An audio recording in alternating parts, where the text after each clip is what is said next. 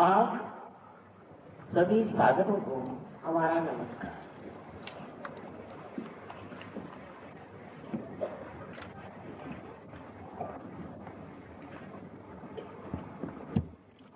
मैंने पहले भी यमुनानगर में बताया था कि सत्य क्या है। सत्य को जाने बगैर हम जब खोजते हैं तो हम भटक जाते हैं। खासकर मैं हरियाणा में देखती हूँ कि यहाँ गुरुओं का बड़ा बाजार बसा। हर तरह के यहाँ गुरु बसे, कोई किसी तरह के, कोई किसी तरह। कोई किसी को नाम देते हैं तो कोई किसी को कहते हैं कि आप इतने दिन का जप करो।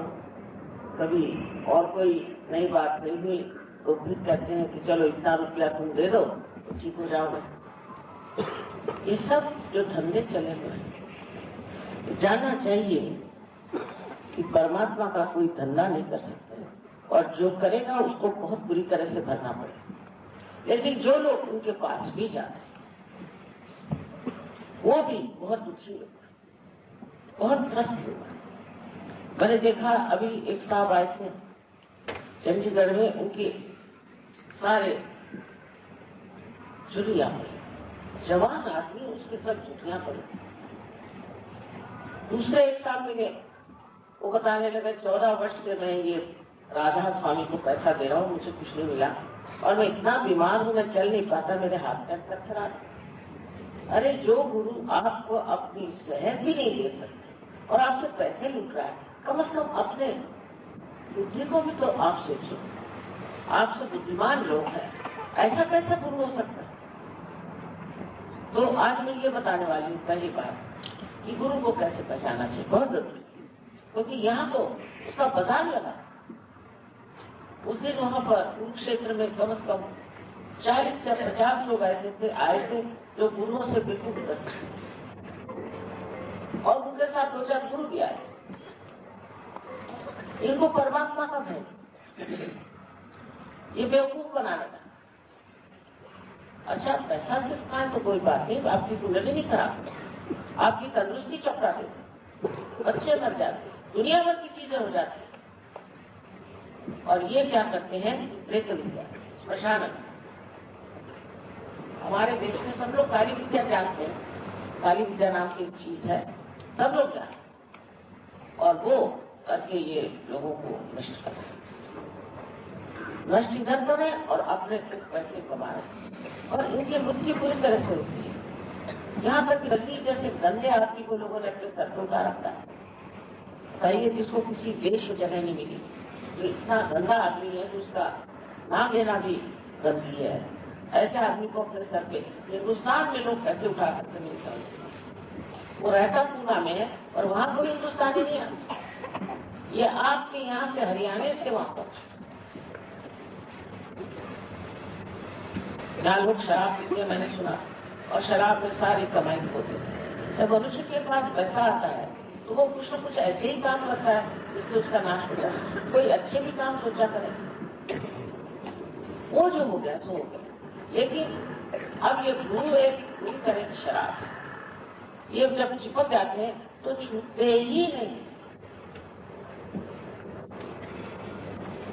अभी ये सत्य साई बाबा, ये सब यूं ही लोगों पे रस्म करके उनको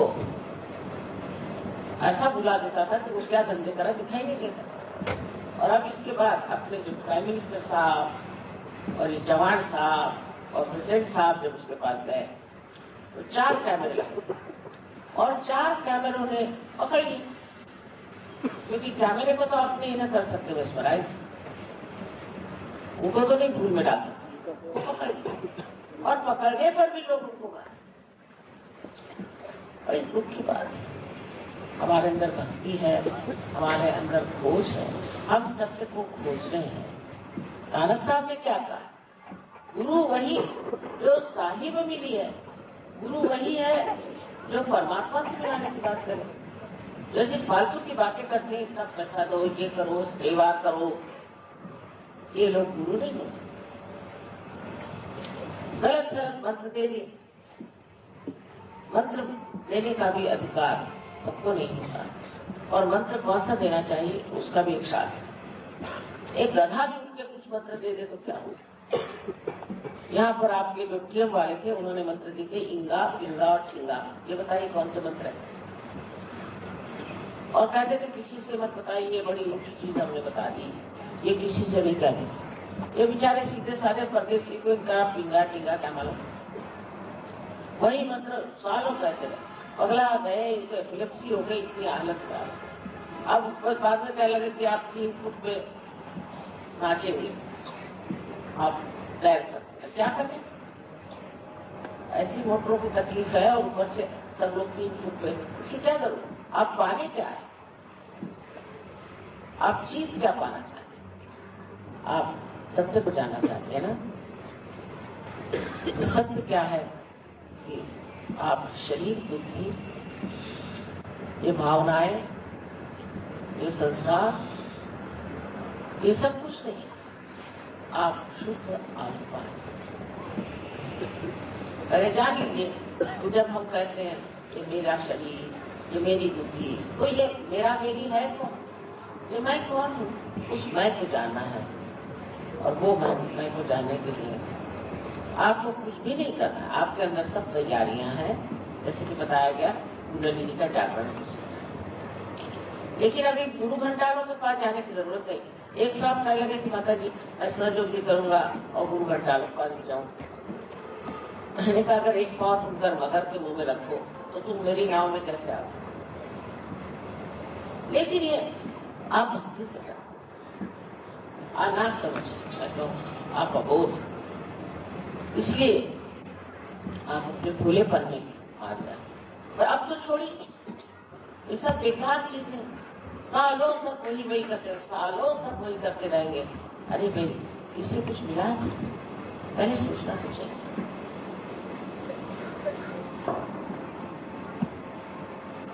आज इसलिए बात करें कि सारे हरियाणा में जब घूमते में आए हैं तो मुझे यही पता हुआ कि यहाँ पे गुरुओं का चक्कर जरूरत से करना है। हरिद्वार के सारे गुरु हैं यहाँ पे बसे हुए मेरे घर से, और बस उन्होंने टीला लगा लिया, चाहे वो जेल से छूट के आए हैं, उनके बाप कौन माँ कोई पता लगाना नहीं, कुछ नहीं, और कोई ज्ञान नहीं, कुछ नहीं। इस रजनीश को तो संस्कृत नहीं आती, जब बेकार आती। इसी प्रकार यहाँ अनेक लोगों के बारे में मैंने सुना है, एक ये है तो एक वो है तो एक वो। पता नहीं क्यों हरियाणा के लोग, क्योंकि देहात में ज्यादा रहते थे पहले, शायद हो सकता है कि सीधे साधे सरल उन्होंने सोचा चलो इनको इतने ज्यादा तो कहीं गुरु बन डाले इतने आपके इसमें। और सबसे पहले एक हमारे पास डॉक्टर तलवार आए थे, उनके गुरु भी, उसने सारे घर में झगड़ा लगा दिया, सबकी प्रॉपर्टीज बांधी, सब कुछ कर दिया। तो भी इन लोगों को समझ में आया कि हमारा कितना नुकसान हो रहा है। वो कहती थी कि ये तो सब धन क्या है, ये तो कुछ नहीं, मिट्टी है, आप ये धन मुझे दे दीजिए। अरे जब इन गृहस्थों के लिए मिट्टी है तो तुम्हारे लिए तो राख होना चाहिए, सन्यासी भी बन के बैठी हूँ। तो आप लोग सब सतर्क हो जाए। मैं चाहती हूँ यमुना नगर में बहुत जागृति हो गई है और यहाँ में सबसे सतर्क होने की जरूरत है। जैसा ही आपके पैसा आएगा, ऐसे ही जैसे गुरु के पास भक्ति जाती है, उसी प्रकार ये सारे गुरु आपको नोचे। किसी न पैसा ही नहीं हर तरह से नाश करेगा। कैंसर की बीमारी हो जाएगी, दुनिया भर की बीमारी हो जाएगी, हार्ट का क्या जो बाधा स्वामी, जो राधा स्वामी, इसके सारे शिष्यों को मैंने देखा, उनको हार्ट की बीमारी, जिसको देखो उसको हार्ट, जवान लड़कों को हार्ट का क्या कहता है।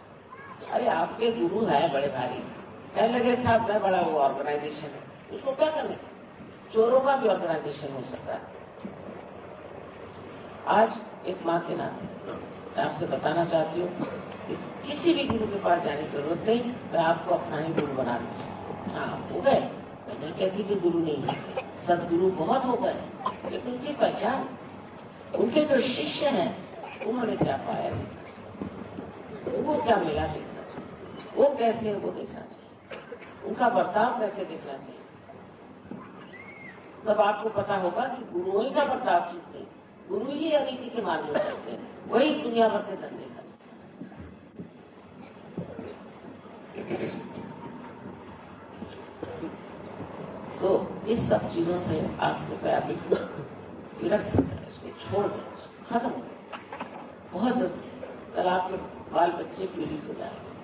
ये इतना सस्य श्यामलाम हरियाणा का देश, उसे कभी कभी डर लगता है, इसमें एक दुष्टों ने आग लगा दी, यहाँ के लोगों का क्या हो। अब दूसरी बात ये बतानी है कि दूसरा सत्य ये है कि चारों तरफ फैली हुई ये चैतन्य शक्ति जो है, यही परमात्मा का प्यार। तो सत्य प्यार निर्वाच, परमात्मा आपसे इतना प्यार करते हैं, आपके प्रति उनको इतनी लगन कि आप जब तक उस परमात्मा की लगन को नहीं समझेंगे, आप दुनिया भर की गलत काम करते। जैसे किसी का आप यहाँ परमात्मा के विश्वास करते, आप सोचिए जो परमात्मा है वो बाप है आपका। कौन सा बाप ऐसा होगा जो चाहेगा कि उसका बच्चा जो है उपास करे? और कौन सी माँ होगी? उल्टे हम तो जब माँ से नाराज होते हैं तब उपास करते हैं उनको सताने के। तो ये उपास तपास दुनिया भर के तप जब सब छोड़िए, छोड़ करके अपने शुद्ध आत्मा को प्राप्त, जो कि परमात्मा प्रेम स्वरूप है और उनके साम्राज्य में आपका इंतजार हो रहा है, उसमें आप आइए और उसमें विराजिए और उनके जो जो आशीर्वाद हैं उन आशीर्वादों से प्लावित हो जाए। उन आशीर्वादों को प्राप्त करके आप सुख और चैन आनंद में रहो। यही एक परमात्मा की इच्छा है और वो सिर्फ ऐसी हो सकती है जब आपका उनसे योग हो जाए। इस शक्ति के परमात्मा की शक्ति के साथ आपका योग कैसे हो? जैसे इस इंस्ट्रूमेंट के लिए ये एक जोड़ने की चीज है, ऐसी ही आपके अंदर कुंडलिनी नाम की शक्ति है। जब वो जागृत हो जाती है तब वो 6 चक्रों में से गुजर के आपको उस चारों तरफ फैली हुई परमात्मा की प्रेम शक्ति से एकाकारी कर, फिर आप में एकदम ही बदल आए। इतना सुंदर मनुष्य हो जाता है जैसे कोई देवदूत, उसका जीवन इतना सुंदर हो जाता है, वो बिल्कुल देवता स्वरूप के बना, इतना बढ़िया सब कुछ होता है। और इसमें सबसे बड़ी बात है आपकी अपनी शक्ति ही कार्यान्वित है। ये शक्ति आपकी अपनी ही जो है जागृत हो जाती है, आपकी ही शक्ति आपको ठीक कर देती है, उसमें हमारा लेना देना कुछ नहीं। एक दीप जल जाता है फिर वो अनेक दीप जला सकते। ये सहज योग है। सहज योग में आपको पैसा और इससे कोई मतलब नहीं, बहुत सीधी चीज है कि हमारे अंदर ये शक्ति है जो जागृत हो जाती है और हमें उस महान शक्ति से एकाकारिता योग। ये आप सबका हक, तो क्या साधक है, आप ये परमात्मा के लिए क्या न क्या, तो आपका ये हक है कि आप इस सबको प्राप्त करें और इसको प्राप्त करके आप अपने घर में, अपने समाज में, अपने हरियाणा के देश में और पूरे देश में, यहाँ तक कि सारे देश विदेश विश्व में एक बड़ी क्रांति और सारी दुनिया बदल सकती है, सब कुछ ठीक हो सकता है। और उसी का आज समय आ गया। इसको मैं कहती हूँ कि फुलवारी का समय है, बहुत से फूल संसार में आ गए, बस इनको आप जो है किसी तरह से फलस्वरूप होना चाहिए। और ये समय आ, ये समय आने की वजह से ही, इस विशेष समय से ही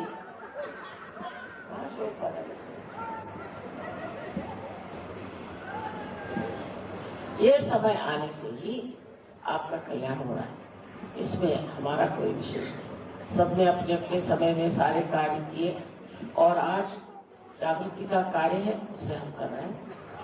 करने के लिए कहिए तो कर रहे हैं, नहीं तो नहीं कर रहे हैं, अपने आप ही सब कुछ घटित हो रहा है। तो एक छोटी सी चीज समझ लेनी चाहिए इसमें किसी पे जबरदस्ती नहीं हो सकता। आपको पूरी स्वतंत्रता है, आप चाहे नर्क में जाए चाहे स्वर्ग में, इसको कोई नहीं पूछ सकता। परमात्मा ने आपको मनुष्य को स्वतंत्रता दी है। पशु तो परमात्मा के पास में, लेकिन आपको स्वतंत्रता, आप चाहें तो नर्क में जाए और चाहे तो आप स्वर्ग, इसलिए कोई जबरदस्ती नहीं हो सकती, पहली बात। और दूसरी बात यह कि अपने बारे में आपको गलत सलत बातें नहीं सोचनी चाहिए। बहुत से लोगों ने आपसे कहा कि बड़े पापी हो, तुमने ये किया, कोई ऐसी बात नहीं। आखिर आप मनुष्य हैं, मनुष्य तो गलती करता ही, तो आप भगवान तो नहीं। इसलिए अपने को किसी तरह से नीचे गिराना या मैं क्या हूँ और मुझे कैसे होगा आगे इस तरह की बातें करना बहुत ही गलत है। ये सोच लेना चाहिए कि अगर मैं इंसान बन के आया अगर मेरा ये हक है इसे मैं प्राप्त करूं तो क्यों नहीं इसे मैं प्राप्त। और मैं आपसे बार बार कहती हूँ कि आपका हक ये परमात्मा ने बनाई हुई सारी व्यवस्था में आज का समय ऐसा है कि आप सतयुग की शुरुआत हो, इसमें ये कार्य होना ही है और इसीलिए आप पा रहे हैं। पता नहीं पूर्व जन्म के कितने कर्मों से आपने कितने पुण्य काम किए हैं कि आज आप यहाँ स्थित हैं और वही जो कुछ पुण्य कर्म हुए हैं वही आज आपको फलीभूत हो रहे हैं, उसी से आपको लाभ। तो अपने प्रति एक तरह की श्रद्धा, एक तरह का विश्वास और विशेष मन में ये इच्छा कि मेरा आत्म साक्षात्कार होना चाहिए और होगा ही ये विश्वास, इसी से सब चीज घटित होता है। अपने ऊपर पूर्ण विश्वास रखें और ये चीज हो जाएगी। असल में आज बहुत लंबा चौड़ा आप लोगों को प्रोग्राम था, इसलिए मैं सोचती हूँ कि आप सब सुन चुके हैं और इसमें कुछ और बताने की बात खास है नहीं, पाने की बात। तो आपको क्या आप लोगों के मन में अगर कोई शंका कुशंका कुछ भी विचार हो या कुछ आप प्रश्न पूछना चाहते हैं तो फिर अब मैं कहूंगी कि आप लिख करके और यहाँ मिले तो उससे विचार किया जाए, लेकिन ये बुद्धि से परे। आप अगर कोई सवाल पूछे हमसे तो हम उसका जवाब जरूर दे सकते हैं, क्योंकि हम बहुत होशियार हैं। इतने साल से यही धंधा किया, सबको जवाब दे देते थे, बहुत होशियार। लेकिन ये होशियारी किस काम से नहीं, क्योंकि इससे जागृति तो होने वाली। जागृति के लिए चाहिए कि आपके मन में इच्छा कि आपका आत्म साक्षात्कार हो जाए।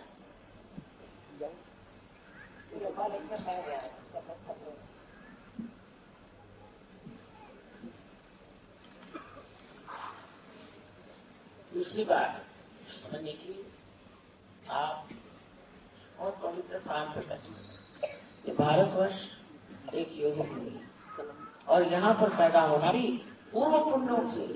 तो इस भारतवर्ष में आप पैदा हुए और इसमें आपको कोई मेहनत मुझे नहीं करनी पड़ती। लोग ऐसे ही चल पता नहीं कैसे पार हो जाते। इन लोगों के साथ परदेशियों के साथ बड़ी मेहनत करनी और आप लोगों के साथ नहीं, क्योंकि ऐसे कुछ भी हो अंदर धर्म है। अभी हम परमात्मा से डरते हैं और हमारे अंदर धर्म वो इन लोगों में नहीं पाए।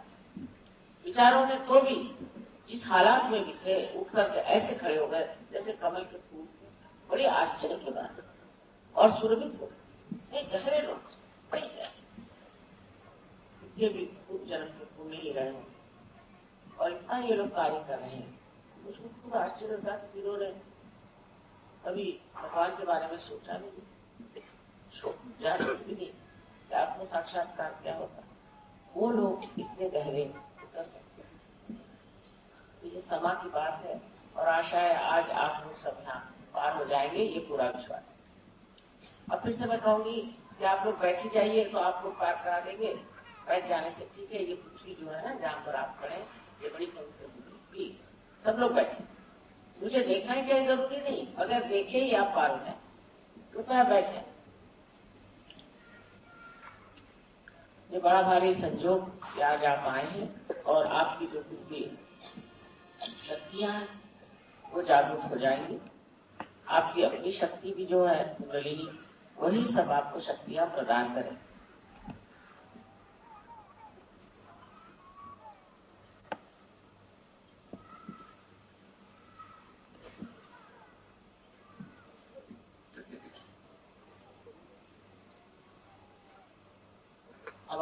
दोनों हाथ मेरे और ऐसे please put your both hands close.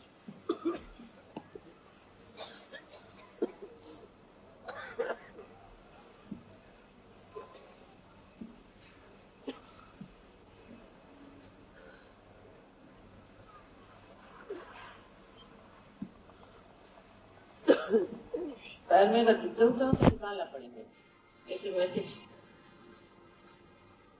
दोनों हाथ बच्चे लोग तुम ऐसे करो, सब बच्चे लोग ऐसा। चलो सब लोग देख रहे हैं तुमको कि तुम बच्चे कैसे राजा बेटे हो या नहीं। हाँ, दोनों हाथ इस तरह से, बहुत अच्छे।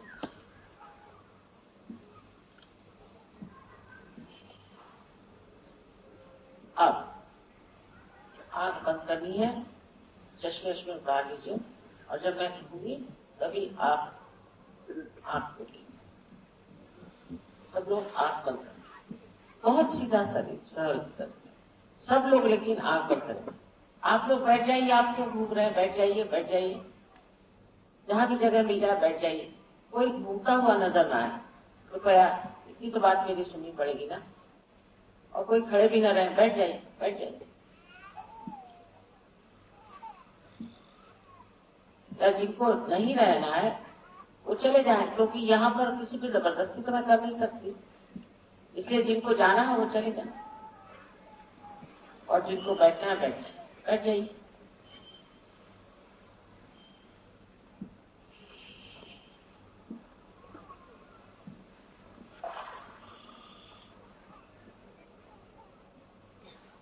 आंख बंद कर,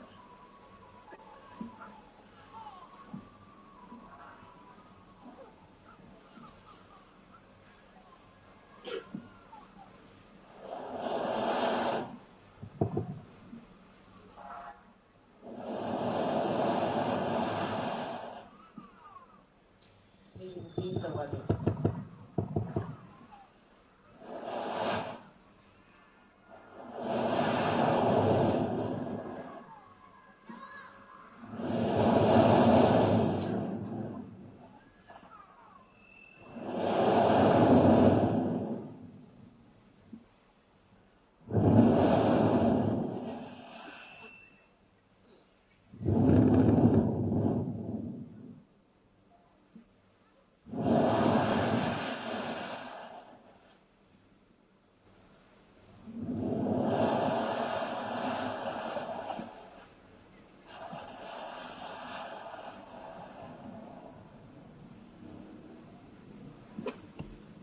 अब आंख खोलिए, प्लीज ओपन योर आईज।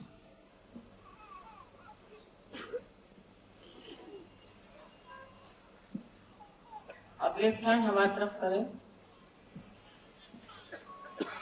और सर झुका कर देखें कि आपके तालू से ठंडी हवा आ रही है या नहीं। Please put the left hand towards me, bend your head and see from the quadrant bone area there's a cool or a hot breeze is coming. कभी कभी गर्म भी हवा आती है।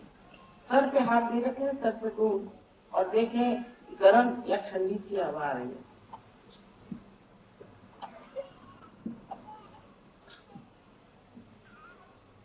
सर झुका, सर झुका ना। Please put your right hand towards. अब मेरे तरफ में राइट हैंड और फिर से गर्दन झुका करके और लेफ्ट हैंड से देखें ठंडी ठंडी या गरम गरम हवा आ रही।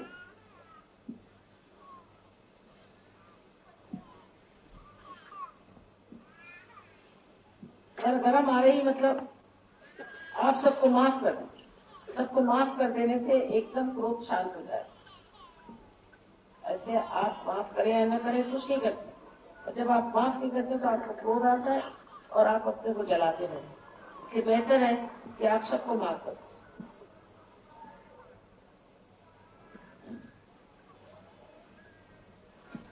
आप लेफ्ट हैंड मेरी अपना लेफ्ट हैंड फिर से सर झुका करके देखें।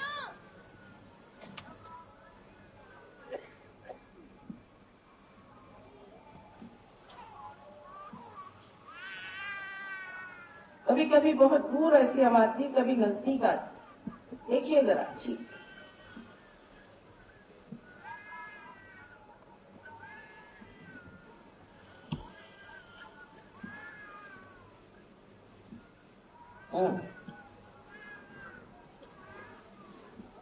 अब दोनों हाथ आकाश की ओर करें और सर पीछे की ओर। और एक प्रश्न पूछे, मां क्या ये परम चैतन्य है, ये ब्रह्म चैतन्य है? ऐसा प्रश्न 3 बार करें। Please ask 3 times the question whether this is the cool breeze of the Holy Ghost or whether this is the all-pervading power of divine love. Please put back your head.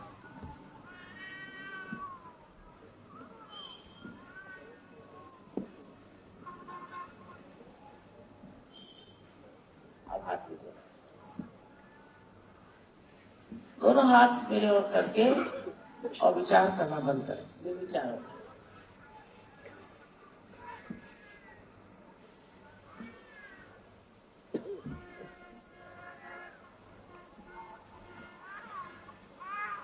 इस तरह से please put both your hands towards me and stop thinking. यही पहली दशा है जिसे निर्विचार समाधि कहते हैं। इसके बाद की दशा है निर्विकल्प समाधि। वो आप बहुत जल्दी हासिल कर लेंगे, लेकिन आपको सामूहिकता में आना पड़ेगा, हमारे सेंटर्स में आना चाहिए। यमुनानगर में तो सहयोग बहुत जोरों में फैल गया और बहुत गहरे इसके असर है। अब जिन लोगों के उंगलियों में, हाथ में या सर से ठंडी या गर्म हवा आ रही हो, वो अपने दोनों हाथ ऊपर करें।